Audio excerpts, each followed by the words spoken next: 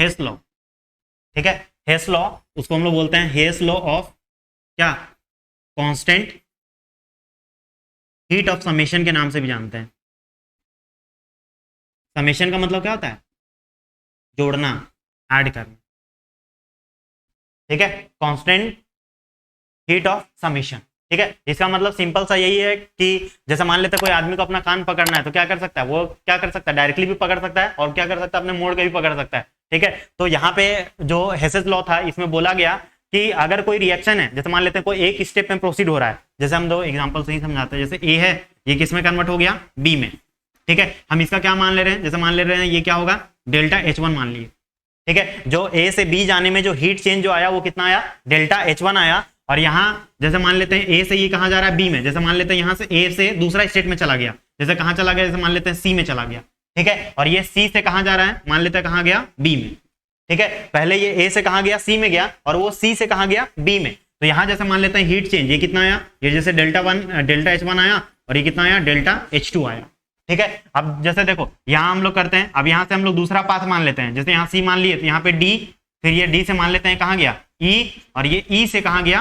B में गया, ठीक है। यहाँ पे कितना स्टेप में, एक स्टेप, और ये दो स्टेप में खत्म हो गया, ये डायरेक्ट सीधे एक ही स्टेप में खत्म हो गया। और यहाँ देखो 3 स्टेप में क्या हो रहा है, ये कंप्लीट हो रहा है। यहाँ पे मान लेते हैं ये कितना, डेल्टा H1, और इसको क्या मान लो, डेल्टा H2, और ये कितना हो गया तुम्हारे पास, डेल्टा H3, ठीक है। तो हम लोग कितना भी स्टेप में क्या करेंगे, प्रोसीड करेंगे, हर एक का जो हीट चेंज होगा वो क्या होगा, सेम होगा। जैसे देखो हम लोग इसके लिए लिखते हैं, ए से बी के लिए लिखेंगे तो डेल्टा H इक्वल टू कितना होगा, डेल्टा H1, और अगर इसके लिए लिखेगा कोई, ठीक है, तो ये क्या होगा, डेल्टा H इक्वल टू कितना, डेल्टा H1 प्लस कितना हो जाएगा, डेल्टा H2।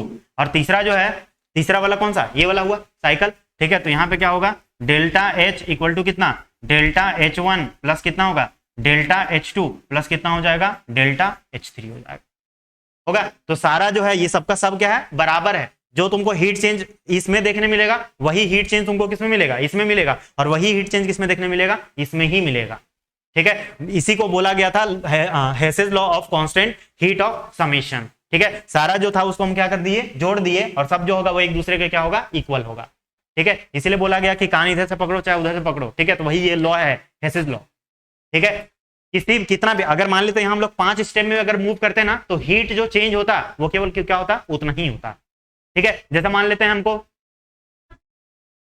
हाँ, कितना भी स्टेप में जाएंगे हीट जो चेंज होगा वो कांस्टेंट होगा, ठीक है। जैसे मान लेते हैं हमको यहाँ से, जैसे मान लेते हैं धुरवा जाना, मान लेते हैं मेला देखने जाना, कोई आदमी जैसा मान लेते हैं कि मेन रोड गया पहले, वहां रुक गया, ठीक है, हो सकता है थोड़ा दूर गया, ठीक है। तो जो एनर्जी का जो चेंजेस आएगा वो क्या होगा, सेम ही रहेगा ना। वो हम लोग वहां गए, कुछ देरी में जाके क्या हो गया, हम लोग रुक गए ना, ठीक है। फिर कुछ दूर गए तो रुक गए, हो सकता है कोई आदमी क्या करे, डायरेक्टली कंटिन्यूअसली चल जाए वहीं, तो उसका भी एनर्जी का जो चेंज आएगा वो उतना ही आएगा जितना कितना आया, तुम्हारा आया है, ठीक है। तो वही बताए थे ये हेसेस लॉ, ठीक है, कि हम लोग रिएक्शन सिंगल स्टेप में जाएं चाहे मल्टीपल स्टेप्स में जाएं, जो हीट चेंज होगा वो क्या होगा, कांस्टेंट होगा, ठीक है। दोनों के लिए क्या होगा, सेम होगा। इसी को बोलते हैं हेस लॉ।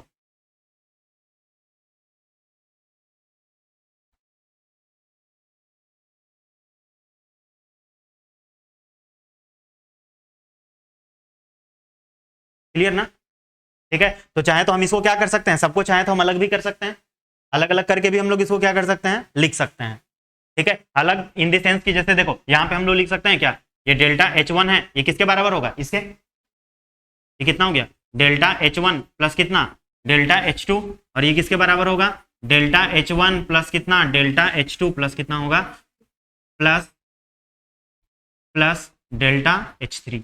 सारा का सारा जो होगा वो वैल्यू क्या होगा तुम्हारा, इक्वल होगा एक दूसरे के। इसी को बोलते हैं, इसी को हम लोग बोलते हैं हेसेस लॉ, ठीक है।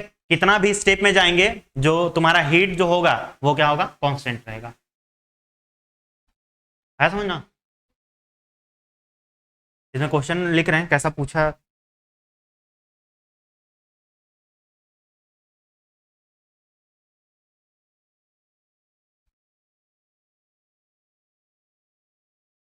आया मंदाकिनी समझ।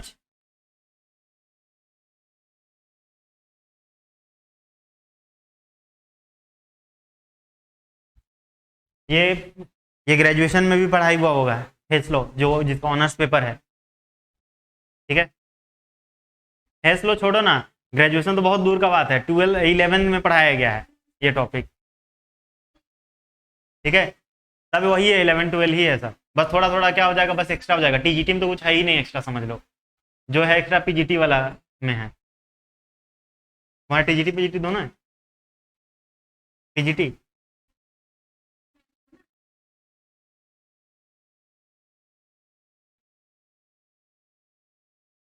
लिखो, क्वेश्चन लिखो।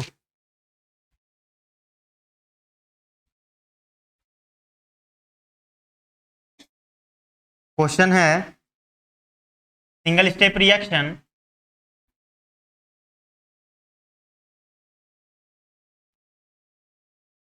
सिंगल स्टेप रिएक्शन ए से बी में जा रहा है, delta H equal to what,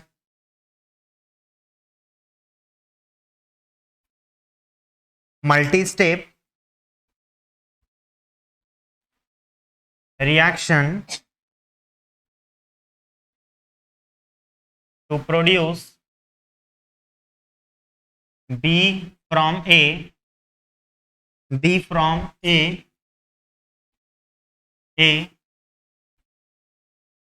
is given। A था, ये गया तुम्हारा C में, C से ये गया D में, D से गया E में, और E वाला गया किसमें, B में। यहाँ पे जो हीट जो चेंज है वो डेल्टा H1, यहाँ पे डेल्टा H2, डेल्टा H3 और यहाँ पे डेल्टा H4। ये है क्वेश्चन तुम्हारे पास।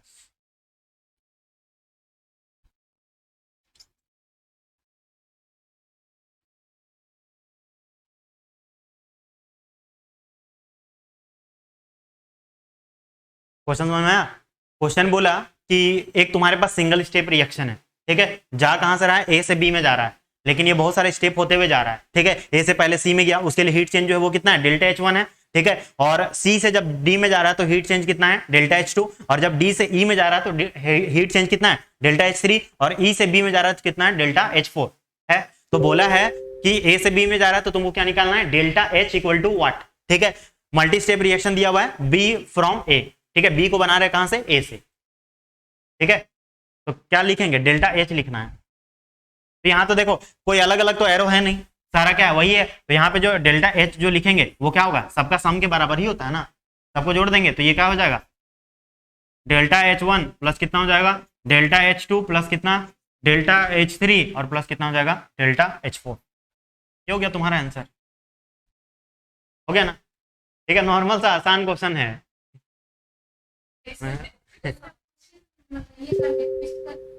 ठीक है, यहाँ पे बस खाली यहाँ पे बस ये यहाँ पे क्या है, multi step reaction to produce B from A, ठीक है। तुमको बी को प्रोड्यूस करना है कहां से, ए से। इट मींस कि ए वाला क्या है, रिएक्टेंट है, और बी वाला क्या है, तुम्हारे पास प्रोडक्ट है, ठीक है। तो यहां से वहां गया तो कितना हीट, यहां से देखो सिंपल सा बात है, ठीक है। अभी जैसे तुम लोग बोले ना, यहाँ से कोई मेन रोड गया तो डेल्टा H1 का आया, फिर यहाँ से यहाँ गया डेल्टा H2 आ गया, फिर वहां से डेल्टा H3, यहाँ क्या गया, डेल्टा H4, सारा जो होगा वो क्या होगा, डेल्टा H के बराबर होगा टोटल।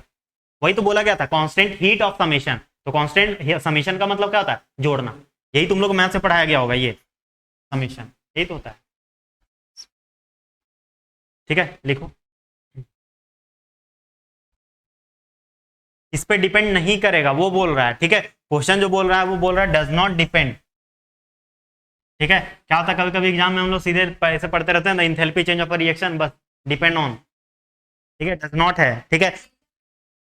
ये है state of reactants and product, ठीक है। तो स्टेट पे तो डिपेंड करेगा, स्टेट मतलब तुम्हारा स्टेट बोलने का मतलब क्या, या तो फिर सॉलिड लिक्विड या तो क्या गैस, उस पर तो वो क्या करेगा, डिपेंड करेगा ही, ठीक है। दूसरा है nature of reactants and product, ठीक है, इस पे भी क्या करेगा, डिपेंड करेगा। जैसे मान लेते हैं नेचर पे डिपेंड करेगा ना, जैसे मान लेते हैं हम लोग दो ऐसा चीज को रिएक्ट कर रहे हैं जो प्रोडक्ट ही नहीं दे सकता है, ठीक है, तो वहां पे तो वो डिपेंड करेगा, नेचर ऑफ रिएक्टेंट पे क्या होगा, ये डिपेंडेंट होगा। लेकिन यहाँ पे जो लिखा हुआ है डिफरेंट इंटरमीडिएट रिएक्शंस, ठीक है, क्या ये सही होगा, क्या डज नॉट बोला है, ठीक है। तो ये क्या करेगा, इंटरमीडिएट रिएक्शंस पे क्या होता है, डिपेंड नहीं करेगा। क्यों ऐसा बोल रहे हैं, देखो वापस से बैक जाओ, यहाँ पे हम तुम लोग को पढ़ाएं, कभी भी कोई रिएक्शन जो प्रोसीड होता है ना, कोई भी रिएक्शन प्रोसीड होगा, यहाँ पे बता रहे हैं स्पेस नहीं, देखो कोई भी रिएक्शन जो प्रोसीड होता है वो सबसे पहले कहाँ जाएगा, पहले रिएक्टेंट रिएक्ट करता है, ठीक है, रिएक्टेंट रिएक्ट करेगा, उसके बाद क्या बनता है, इंटरमीडिएट बनता है, ठीक है। क्या बनेगा, इंटरमीडिएट बनेगा, ठीक है, इंटरमीडिएट बनेगा, और इंटरमीडिएट के बाद ये क्या कन्वर्ट होगा, प्रोडक्ट में तुम्हारा ये क्या होगा, कन्वर्ट होगा। ठीक है, सबसे पहले क्या जाएगा, रिएक्टेंट, रिएक्टेंट के बाद इंटरमीडिएट, इंटरमीडिएट के बाद क्या जाएगा, प्रोडक्ट। ठीक है, तो हम लोग को कंक्लूजन यही देखने मिला हेस लॉ से कि ये जो है ये इंटरमीडिएट स्टेप पे इसको क्या है, ये डिपेंड कर रहा है क्या, इंटरमीडिएट स्टेज। क्वेश्चन वापस से पढ़ो, क्वेश्चन बोला कि the enthalpy change of a reaction does not depend on, किस पर डिपेंड नहीं करेगा, इसको तो इंटरमीडिएट रिएक्शन से मतलब ही नहीं है, क्योंकि हम तो मल्टीपल, देखो पीछे भी जैसे हम लोग मल्टीपल स्टेप्स में जैसे हम लोग गए थे, जैसे कौन वाला था रिएक्शन, जैसे मान लेते यही वाला, ठीक है, हम लोग यहाँ क्या किए, बहुत सारा स्टेप्स में गए, तो ये जितना भी स्टेप्स है ना, जैसे तुम्हारे पास सी हो गया, ये डी हो गया, ये ई हो गया, सारा जो था ये सब कौन सा था, इंटरमीडिएट था। ठीक है, इंटरमीडिएट में बेसिकली क्या करेंगे होता है, जैसे बॉन्ड बन गया, या हो सकता है तुम्हारा बॉन्ड क्या हो गया, टूट गया, ठीक है, वो सब काम होगा का कौन सा स्टेप में होगा, तुम्हारा इंटरमीडिएट स्टेप्स में क्या होगा, तुम्हारा होगा। तो ये सी जो है, डी है और ई है, ये क्या है, इंटरमीडिएट है, तो क्या इस पर डिपेंड कर रहा है क्या, नहीं, हमको फाइनली किस चीज से मतलब है, ए से बी से, ये तो बना, इसको हम लोग बोलते हैं हाइपोथेटिकल स्टेप्स है, ये हमको दिखाई नहीं देगा, ठीक है, ये हाइपोथेटिकल स्टेप्स होता है। तो ये सी भी इंटरमीडिएट है, डी भी इंटरमीडिएट है और ई भी इंटरमीडिएट है, तो ये डिपेंड नहीं करेगा, इंटरमीडिएट स्टेप में क्या करेगा, डिपेंड नहीं करेगा, क्योंकि देखो अगर ऐसा होता तो हम लोग लगा ही नहीं पाते, ये लॉ एप्लीकेबल कहां होता, क्योंकि अगर ये इंटरमीडिएट पे डिपेंड करता, ठीक है, अगर इंटरमीडिएट पे अगर ये डिपेंड करता, जैसे मान लेते हैं सी पे डिपेंड करता, जैसे यहाँ डी और यहाँ पे ई पे अगर डिपेंड करता, तो क्या होता, ये कभी भी जो हीट चेंज जो हम लोग लिख रहे हैं वो क्या हो सकता था, इक्वल हो ही नहीं सकता था। ठीक है, अगर इंटरमीडिएट पे डिपेंड करता तो ये कभी भी इक्वल नहीं होता, लेकिन यहाँ पे क्या है, ये इंडिपेंडेंट होता है, डिपेंड नहीं करता है, इसलिए सबका सब क्या है, इक्वल है। ठीक है ना, तो इसीलिए ये जो तुम्हारा जो करेक्ट आंसर जो होगा इसका, ये कौन सा होगा, ये 3 होगा। आया समझ, 3 होगा, फिर हाँ 3 होगा, हाँ तो एक नहीं होगा तो दूसरा तो होगा ही।